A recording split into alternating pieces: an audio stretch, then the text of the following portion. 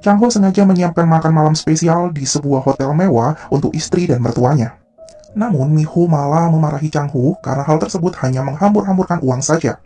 Mi-ho mengingatkan suaminya bahwa bulan ini mereka harus membayar hutang berikut bunga yang terbilang sangat tinggi, mengingat kondisi ekonomi mereka sedang sangat pas-pasan. Chang Ho berusaha meminta istrinya untuk sekali ini saja setuju dan mengapresiasi usahanya, karena ia hanya ingin membahagiakan istri dan ayah mertuanya. Chang Ho mengatakan bahwa sebentar lagi ia akan menjadi pengacara yang sangat terkenal, karena ia sedang menangani kasus yang melibatkan orang-orang besar di kota tersebut. Ya, dalam keringan kok. Mertua Chang Ho sangat senang dengan kabar tersebut. Mio sendiri mendadak berubah bersikap manis kepada suaminya. Kemudian setelah menerima telepon dari jaksa yang akan menangani persidangannya, Chang Ho pun berpamitan untuk pergi. Saat itu, seorang pelayan menyapa Chang Ho dan kemudian memberinya sebuah minuman sebagai ramah tamah. Chang Ho sendiri tidak menaruh kecurigaan apapun dan ia pun meminumnya. Ia meminum minuman tersebut dengan santai sambil mengemudi. Namun, tiba-tiba, Chang Ho seperti kehilangan kewaspadaannya dan mengalami kecelakaan.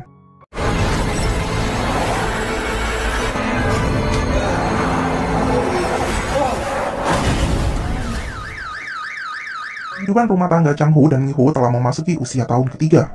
Mereka hidup pas-pasan karena masih menumpang di rumah ayah Mi-ho. Pasangan tersebut masih bertengkar untuk hal-hal yang menyangkut keuangan.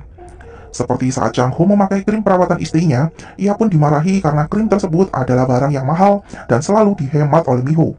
Hari itu sebelum berangkat untuk persidangan, Mi-ho berpesan agar Chang Ho memenangkan kasus kali ini agar mereka bisa membayar cicilan pinjaman mereka. 암튼 재판 지면 회사 아니잖아. 어떻게 된 거야?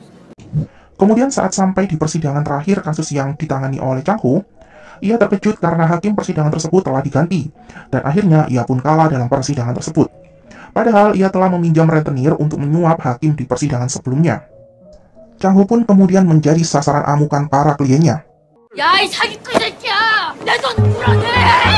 항소할 겁니다, 여러분. 이럴 때일수록 당신 빅마우스라며? Rupanya ayah mertua Chang Ho adalah manajer sekaligus asistennya.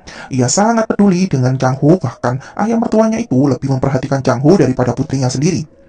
Kemudian mereka berdua sama-sama takut dengan Mi-ho, karena Mi-ho sendiri sangat mudah emosi akhir-akhir ini, karena kondisi keuangan mereka yang mengkhawatirkan. 뭐? 그럼 우리 돈 한 푼도 못 받는 거네? Saat itu Mi-ho sangat marah mengetahui suaminya kalah dalam persidangan. Chang Ho mencoba meminta maaf dan menenangkan istrinya, namun itu percuma saja. Chang Ho merasa ia tidak cocok menjadi pengacara hukum pidana. Ia kemudian mengatakan ingin beralih menjadi pengacara perceraian saja.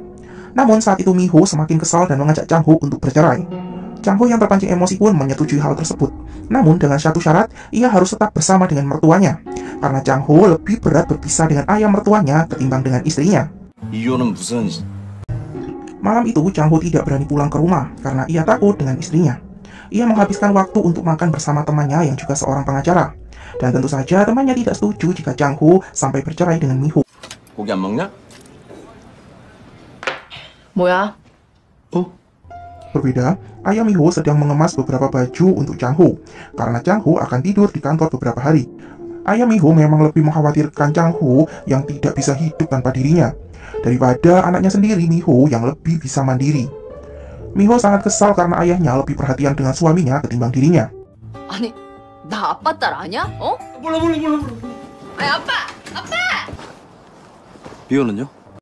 Chang Ho meminta tolong ayah mertuanya untuk membantunya berbicara pada Mi-ho, tapi ayah mertuanya sendiri pun takut melihat kemarahan putrinya.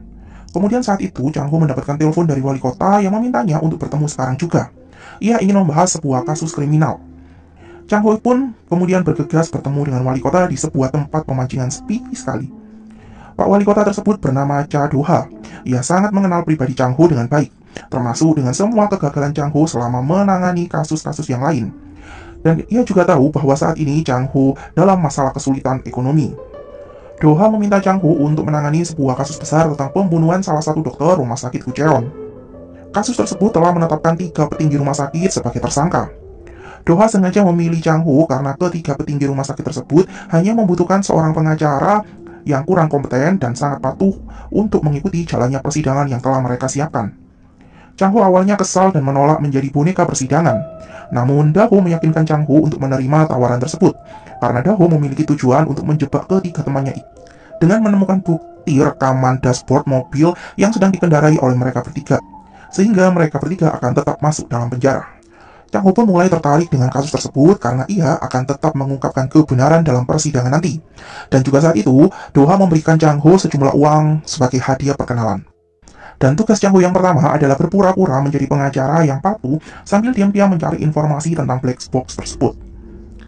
Chang Ho memulai langkah pertamanya dengan meminta bantuan rekannya untuk menyelidiki 3 petinggi rumah sakit Gucheon yang sekarang menjadi tersangka. Kemudian keesokan harinya, Chang Ho menemui ketiga kliennya di dalam penjara. Dan bukan hal mengejutkan ketika kita diperlihatkan kemewahan ruang super eksklusif yang ditempati oleh ketiga tahanan tersebut. Chang Ho kemudian dengan pandai melakukan jurus silat lidah ajian cari muka untuk mendekati ketiga kliennya itu. Pengacara Lee yang menjadi salah satu tersangka telah menyiapkan naskah yang harus dihafalkan oleh Chang Ho dalam persidangan nanti. 주신 각본대로 연기만 열심히 하면 되는 건데. Kemudian pimpinan Yayasan Jang mendapatkan telepon dari wali kota. Saat itu, Do-ha mengatakan seorang pengacara telah memberi informasi kepada kejaksaan tentang black box mobil yang mereka gunakan saat kecelakaan. Mereka bertiga pun panik dan saling menyalahkan satu sama lain. Chang Ho diam-diam menyadap pembicaraan mereka dengan menaruh alat pada gelas bekas minumannya. Dari sini, Chang Ho mengetahui siapakah yang menyimpan black box tersebut. Chang Ho memberitahu wali kota Do-ha bahwa black box tersebut disimpan oleh istri Dr. Han. Dan Chang Ho menduga ada seorang komplotan lain yang terlibat dalam hal tersebut. Kemudian di tempat berbeda, setelah istri Dr. Ha selesai syuting, ia mendapatkan serangan dari pria tak dikenal. Beruntung saat itu wali kota Do-ha dan Chang Ho bisa menyelamatkan istri Dr. Han. Namun pelaku penyerang tersebut telah berhasil kabur. Setelah itu, Chang Ho dan wali kota Do-ha menanyakan tentang black box mobil Dr. Han yang ia simpan. Istri Dr. Han awalnya tidak mau memberitahu lokasi penyimpanan black box tersebut. Namun, Chang Ho mengancam akan melaporkannya dengan tuduhan sengaja menyembunyikan barang bukti pembunuhan. Kemudian saat Chang Ho menanyakan satu komplotan suaminya yang bersembunyi di balik mereka, tersebutlah nama Gong Ji-hon yang menjadi pimpinan surat kabar terbesar di kota tersebut. Chang Ho pun terkejut karena kasus kali ini memang benar-benar melibatkan para petinggi di kota Gucheon. Kemudian Chang Ho mengantar istri Dr. Han untuk mengambil rekaman black box yang ia simpan di sebuah kuil. Istri Dr. Han memperingatkan Chang Ho untuk berhati-hati dengan kasus kali ini, karena kasus tersebut bisa membawa Chang Ho mendekati bahaya yang sangat besar. 그쪽한테 큰 불행이 될지도 모르니까. Kemudian Chang Ho mengecek rekaman black box yang ia dapatkan. Rupanya ketiga tersangka memang telah membunuh Dr. So, karena Dr. So menolak untuk menyerahkan sebuah makalah. Kemudian dalam rekaman tersebut, pimpinan yayasan rumah sakit yaitu Pak Jang sedang menerima telepon dari seseorang yang mungkin komplotan mereka. Chang Ho menduga orang tersebut adalah Gong Ji-hon. 이게 터지면 파장이 만만치가 않을 텐데.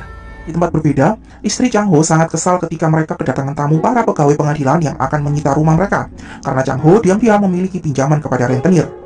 Chang Ho pun kemudian memutuskan untuk segera pulang menyelesaikan permasalahannya. Namun saat itu, Chang Ho sedang mencari informasi tentang Gong Ji-hon, dan ia sengaja mengabaikan telepon dari wali kota Do-ha.